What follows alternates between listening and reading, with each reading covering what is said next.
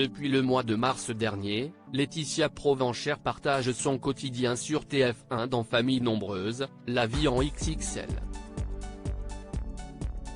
Dès son arrivée, elle a beaucoup touché les téléspectateurs avec son histoire de vie. Et pour cause, la maman de 35 ans est devenue veuve il n'y a pas si longtemps. En effet, elle a malheureusement perdu son mari Guillaume à la suite d'un accident au travail. En seulement 2 jours, elle se retrouvait alors mère célibataire de son aîné Nolan, 3 ans, et enceinte de triplés, Amy, Lina et Noélia, aujourd'hui âgés d'1 an. Laetitia Provencher a accepté de revenir sur ce drame et sur ses circonstances lors du podcast Le Tourbillon. Je suis à 2 mois de grossesse pile, le jour de son décès, donc le 10 août. En fait, Guillaume a fait une chute 2 jours auparavant. Une chute lors d'une intervention. Malheureusement, il est tombé sur la tête.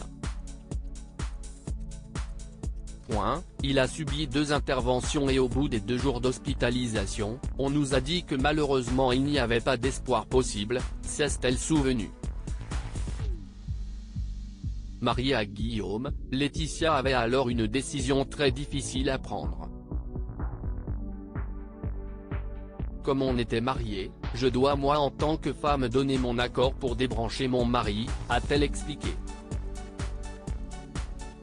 Pour passer cette étape, la jeune femme précise s'être tout de même accompagnée de ses belles-sœurs et de sa belle-mère.